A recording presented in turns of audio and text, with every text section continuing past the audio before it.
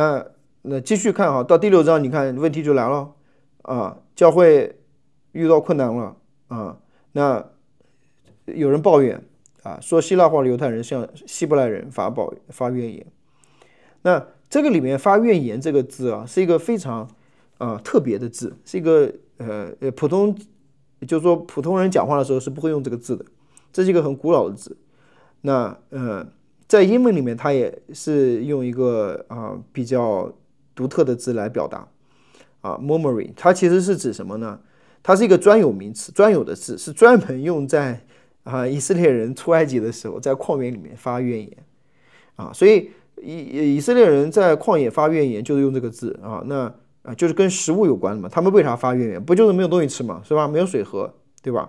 所以这个饭食的主题跟怨言的主题呢，那其实在路加的这个笔下有很重要的连接，因为路加经常提到这个。你看法利赛人投诉耶稣，就是说什么指责他，每一次基本上都跟食物有关，对吧？吃饭不洗手跟罪人一同吃喝或怎么样，是吧？所以这个里面吃饭其实并不只是为了吃饭因为这个中国人很容易理解对吧？我跟你在一个饭桌上吃饭，就表明什么？表明我对你接纳嘛，是不是？表明我们是哥们儿，是吧？表明在谈生意，我们才能谈得好嘛。它不仅仅是为了吃那个饭而已，它是一个群体的展现，就是说这是一个群体的标志你到底是哪一群人，对吧？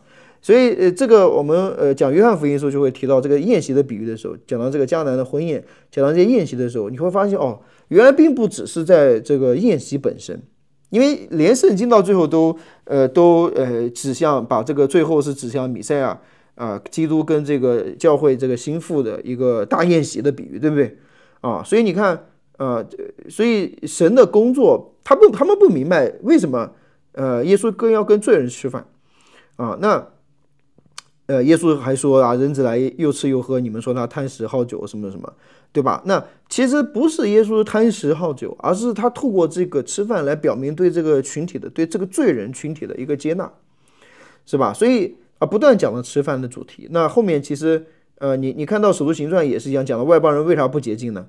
彼得到第10章，上帝让彼得干嘛？就是吃东西，吃那些不洁净的东西，是不是？然后你看到这个哥尼流的时候也是一样也是提到这个犹太人的一个最大的一个投诉就是说11章的时候就是说，你怎么又跑到外邦人家里面跟他们一同坐席，是吧？又是吃饭的问题。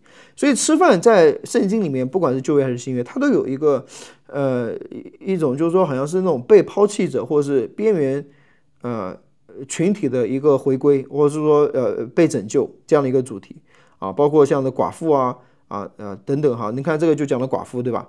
忽略他们的寡妇在当时就是这样的一个被抛弃的，或者说在这个社会的一个边缘群体。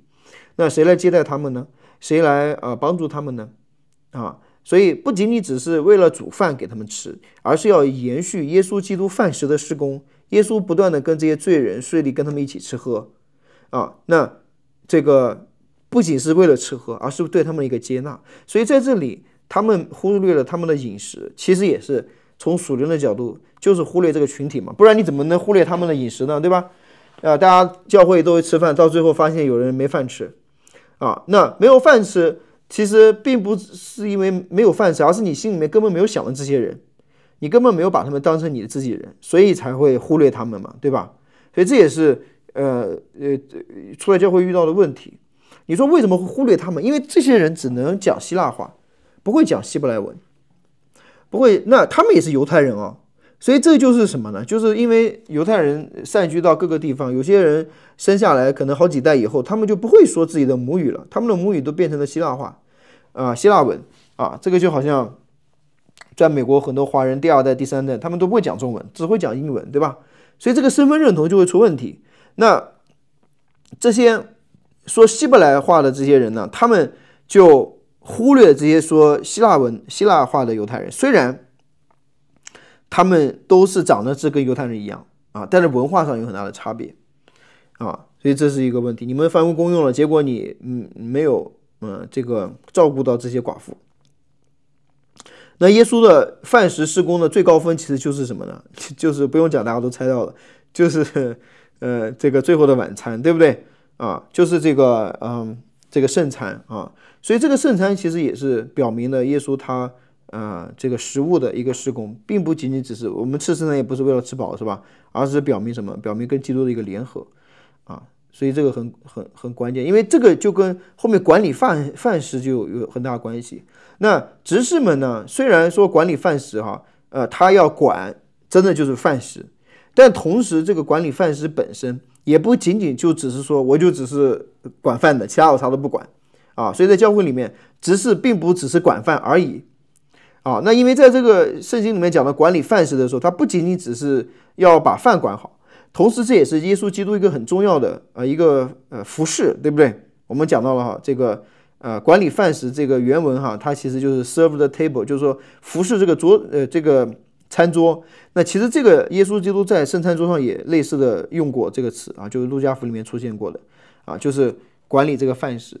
所以这7个执事呢他们选的时候，你看。要选的是什么？有好名声，被圣灵充满，没有说会做饭做得好，是不是？你管理饭食嘛，你只要能把饭搞好就行了。你为什么不选大厨呢？是吧？为什么要选有好名声、圣灵充满、智慧充足？而且你看后面司提反讲到，对吧？司提反是这个7个执事当中，是不是那你说他如果只管饭食的话，那他为什么讲了一篇在使徒行传里面记录最长的一个讲章，就是司提反的讲章他讲了最长的一个讲道。是吧？没有记他怎么做饭的，对吧？但是讲他怎么讲道，所以这个里面讲到这个执事的一个服侍的时候，也是不要只是认为我就是管饭的，其他都不管而是要想我其实这个管理饭食呢，这个本身其实是什么呢？其实是怎么样能够照顾到在我们这个群体当中，尤其是那些被忽略的群体那些没有教会没有关注到的这些群体，那执事们其实要透过这个饭食的事工来去关照到他们来去帮助到他们。有些时候也并不一定只是用饭食这只是一个象征而已所以这个很关键所以我们教会里边做执事的那不要只觉得自己只是管一些闲杂事情其他的属灵的事情不管，其实不是的。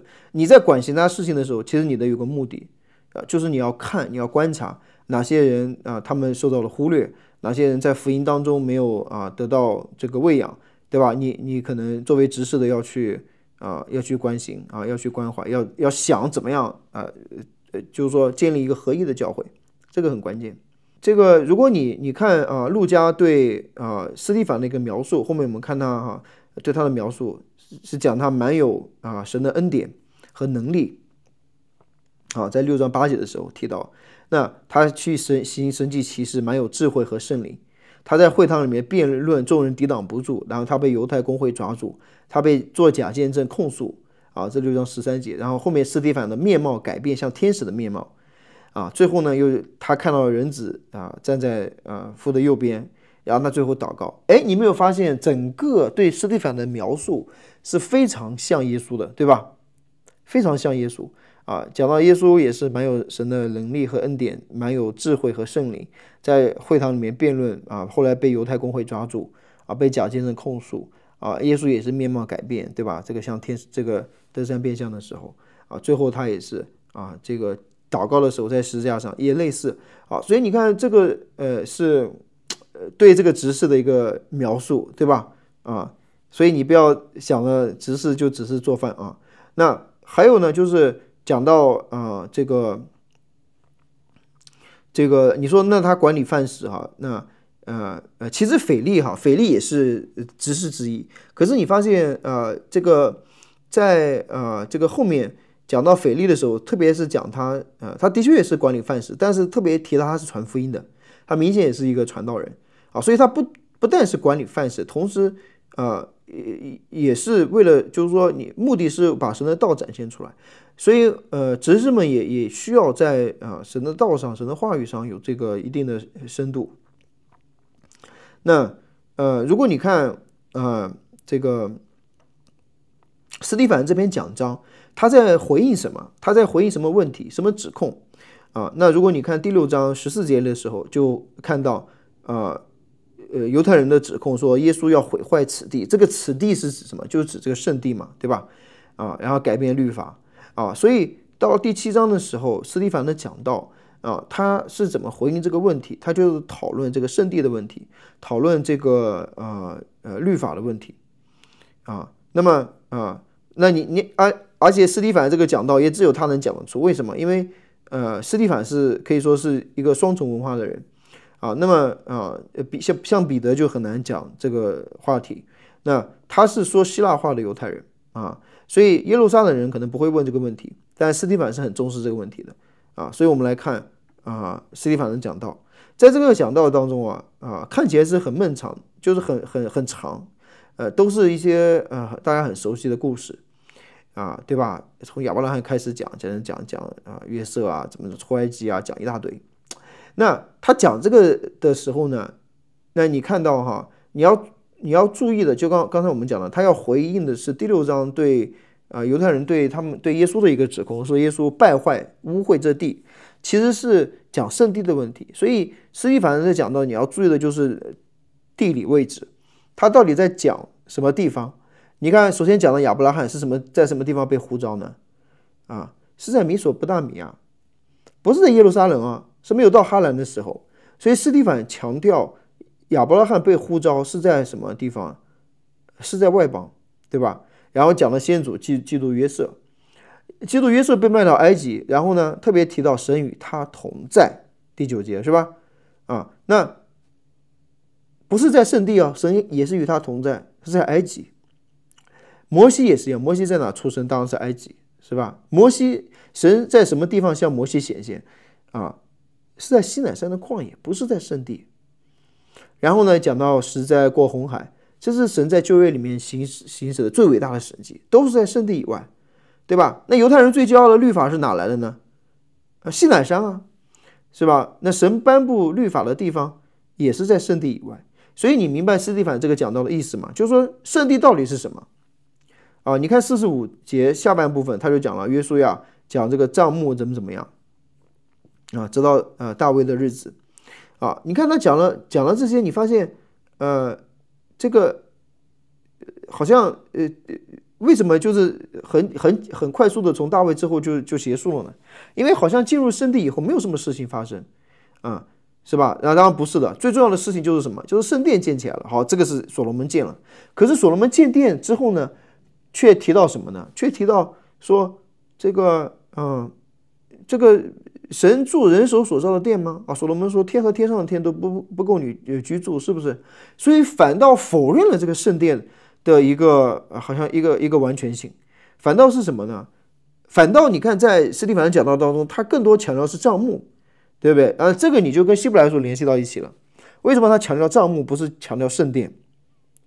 因为帐幕是可以移动的不会限制神的作为。而圣殿呢，就是在那，你干啥你都得要到圣殿当中所以他整个讲章的一个核心就是要改变犹太人对圣殿的观点神的工作是不受地点限制的那你看到第8章，信徒第一次离开耶路撒冷当然是因为逼迫，可是那也是腓力主动传福音，对吧？福音第一次离开圣地是因为司提反的这个讲道那他就是告诉我们神的圣洁，神的同在并不只限在一个地方所以这你就明白什么叫管理范式，他是要照顾那些被遗弃者，那些外邦人，那些不被犹太人接纳的这些群体就是真的把福音传给他们所以你看，因为他们很快就会面临主后70年，对吧？这个圣殿被毁，那没有圣殿以后那怎么办呢？你看，直到今天，犹太人还在争这个圣地嘛，对不对还是认为耶路撒冷这个地方很重要嘛，是吧？但我不知道大家怎么想但一般学新约的人都会觉得耶路撒冷也没什么重要就是这样，那没有什么特别但是学旧约的人可能还是觉得耶路撒冷很重要，圣地还是觉得是圣地对。但是司提反这个讲道呢，就让我们看到了上帝的行动哈，哪里在圣地呢？都是在外邦，是不是啊？圣地不圣地其实不重要，是吧？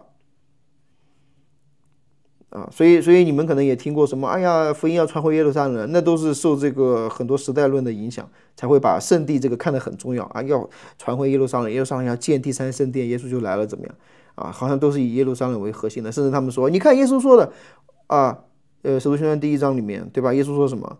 你看我怎么从天上来，而且怎么升天？天使说的，对吧？怎么升上去，还要怎么再来？他们就说，你看耶稣还要在耶路撒冷再来，你就在耶路撒冷等着。啊，耶稣来第一，你首先就能看到他再来，是吧？啊，不然你在中国耶路撒冷，耶稣来的时候你在晚上睡觉，你就对吧？你就错过了，是吧？啊，所以去耶路撒冷等着比较靠谱，对吧？啊，那这个都是会把这个耶路撒冷看得很重要啊。当然有人会认为说啊，那耶稣再来，那不在耶路撒冷在哪？还能在北京吗？是不是？在上海？到底在哪？啊？那我觉得这些都不是关键的问题啊，就是说，如果我们把耶路撒冷或者是犹太民族看得太过重要的话，那反倒其实会影响这个我们对福音的理解啊。当然，这个跟末世论有关系，尤其是提到末后以色列全家都得救啊等等这些啊，跟这个你看千禧年啊等等啊这些都有关系，是吧？但是对我来说，我会觉得，那如果我们是无签的话，我不知道你们哈那如果是无签的话，那这些问题都解决了啊，没有以色列或者说是这个耶路撒冷，没有什么特别的地方。好，那这个我就先填到这，大家有没有什么问题？老师，我有一个问题，请说。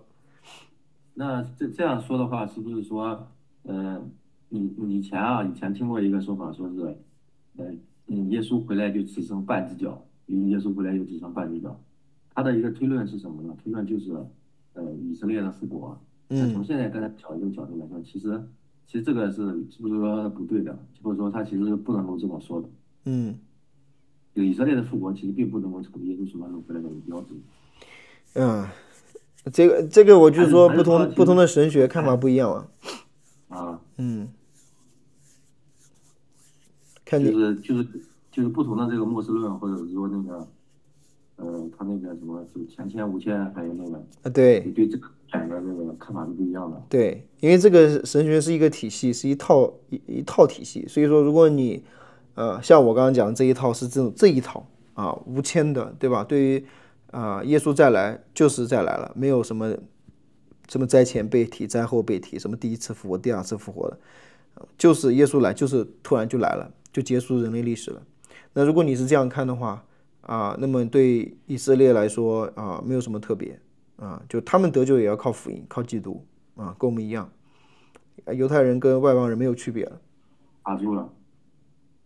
嗯嗯，姜老师是这样的，就是我刚才我想问一下这个"执事"这几个字儿，因为啊它的原文是这个 "evangelistis"，它的意思就是传福音的这个词啊。保罗也对提摩太说你要尽你传道的职分，它原文是嗯传福音的。我们为什么嗯，会纠结这个字儿呢？是因为呢，这里没说他们7个是执事。对到了《使徒行传》那里边提到他们7个执事，中文原文下边是没这几个字的。对，我们纠结这几个字，是因为在我们教会里治理教会的基本上都是姐妹们，嗯她们不能够设立长老，因为她们也知道长老应该是男人，嗯所以呢，在教会当中负责治理教会的是执事。引用的经文就是这一段经文，说我们要选出7个来治理。所以呢，在我们教会嗯每一层的治理区里边，这个大区里边每一层都是7个设立的7个都是执事，所以就按照这种东西来治理的。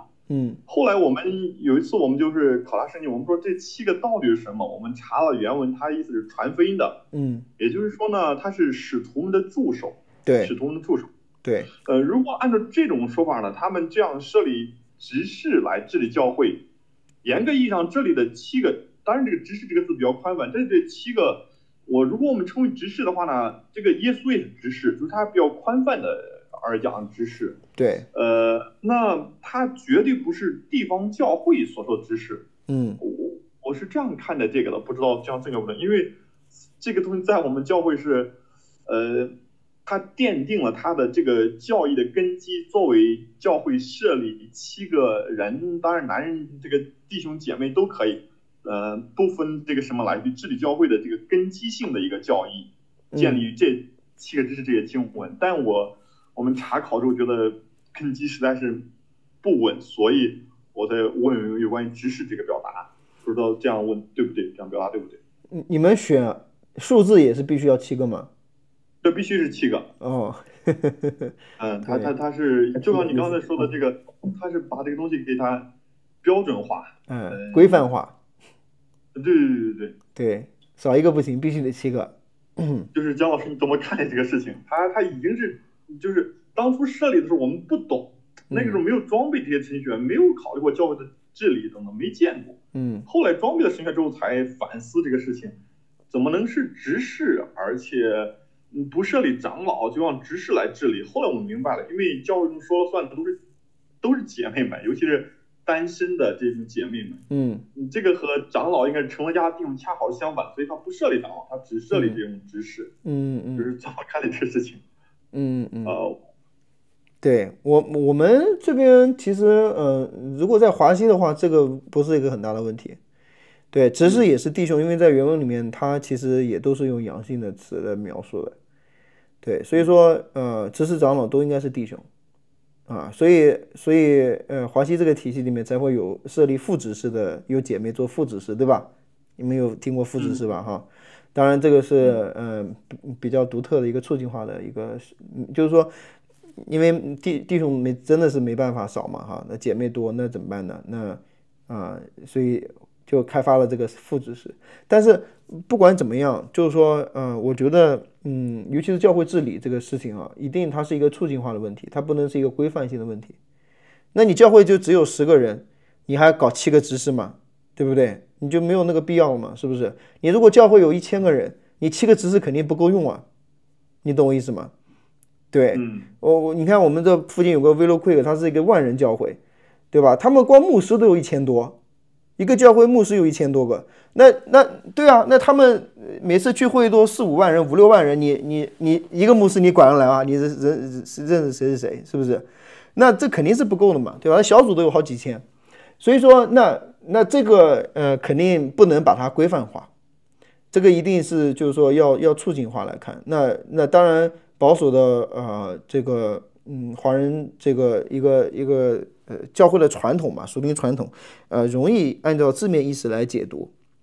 这个后面我们会讲保罗新观，你就会听，你就知道了哈。那如果你按照这个字面意思来解读的话，就容易把它变成一个规范化。那我就说，如果这个是必须要是7个，那当时教会凡物公用，你们教会咋不凡物公用呢？对吧？所有人都应该把钱全部产业卖了，然后给教会，然后大家平分，这样才对嘛，是吧？选择能够落实的。对呀，你只是选，你还是有挑选性的嘛？你觉得那个对吧？所以我们就我知道有些温州教会也是一样的，就是说我说那你这种挑选其实本身是一个文化上的一个筛选啊。那保罗说你们要亲嘴不文啊，你怎么不亲嘴呢？是吧？那你因为那个不是你文化里面的东西，你就不会这样做，而那个是他们文化里面的东西。可是你要看到的不是文化层面，是这个背后。他说你亲嘴不安的时候，他的背后要表达什么？他背后要表达的是一种这种弟兄姐妹之间的这种热情，对不对？这种真正的关系，是吧？他只是用亲嘴不安来表达出来而已。可是，在我们的文化里面，我们不是用亲嘴来表达，我们可能握手或者一个拥抱，那都不得了，是吧？那你就可以换其他的方式表达同样的含义，对吧？你不能要求所有的文化里面、所有的处境里面人都得亲嘴问安，是吧？所以那个就不是一个规范性的，但是它背后的原则是一个标准化的，就是说它是要表达弟兄姐妹之间的相爱，是吧？那这个里面讲7个，其实如果你讲7的时候，你大概就能够感受到一些东西了。但为什么是7呢？是不是？如果我这样问的话，那就好像我讲路加的时候，我之前是不是有提到过路加讲数字，是吧？路加讲很多数字，为什么讲7呢？你提到7，你大概就知道什么意思了，是不是？他更多是提到一个完全嘛，是不是？表达教会在这个当中，因为没有知识，所以遇到这个困难，他们教会不完全，他们在教会在这个当中呢，还有缺陷，而现在用这个7呢，7个执事呢把它补上了，就表明现在的一个完全，是不是嘛？你可以这样理解，而不是说必须要选7个。对，而且执事这个词的确在这里是没有出现的啊，它这个希腊文 diakonē 其实英文把它翻译为，它这个字根翻译出来 deacon 哈，其实它原文就是服侍的意思，服侍的人啊，就是去服侍的意思啊，就像你说的其实这个使徒们他也说他们作为福音的执事，对吧？啊，那怎么样，他是来服侍哈，来去，就像我们说的这个好像服侍人的人，对不对啊？就是这样。那这个其实就很像耶稣他在路加福音22章里面讲的，他说你们不要像外邦人，你们要服侍人怎么样？为大的为是坐席的吗？啊，他说我在你们中间就如同服侍的，是吧？所以耶稣就好像是做这个服侍的这样的一个工作，就是说让我们也像耶稣一样，我们去服侍人。那这个本身就是执事要做的事情啊，所以是比较那个。但是在教会治理当中，那它其实是有不同的不同的处境，有的教会有执事，有的教会没有执事，有的教会长老，有的教会没有长老。那对我们长老会来说，那我们当然会觉得执事和长老的一个搭配是最好的啊，分工明确，是吧？也很好。那但是这个不是一个绝对的，不是说你必须得有啊，这个不是一个绝对的啊，所以教会治理这个不是一个绝对的真理，就是说你用什么样的治理模式啊，你怎么选执事，怎么选长老，或者怎么这个是其实是教会在它的处境里面会都不一样。哪怕一个教会它从小发展到大，小的时候可能20-30人啊，他可能觉得我不需要执事啊，但是慢慢发展200-300人可能需要了。那它随着规模的一个发展，它的这个教会治理的模式也在改变。就是不说连一个教会不同时期它的治理模式都不是说从头到尾都是一样的，对吧？所以这个不是一个规范性的东西啊，是可以调整的，不要那么死板就行了。好的，谢谢姜老师，明白了啊。对，不要那么死板啊，一定要灵活哈。尤其是你要想他们为什么要选这些指示，他们看到教会的需要，看到破口，需要把它堵住啊。那我们也是一样，那教会你就一定要看到看到有问题的地方，你要想我怎么样把这个教会的问题能够解决，是吧？那能够透过教会治理的方式能解决，就用治理来解决，治理解决不了用其他方式啊。不管怎么样，它的最后背后的目的都是一样的，希望教会可以合一，是吧？不然你看他们这不就分裂了吗？那这些寡妇，你如果天天忽略他们不就走了吗？是吧？啊，所以关键还是怎么样能够维持教会的合一。好，说要不要休息一下？对，我就先停到这哈。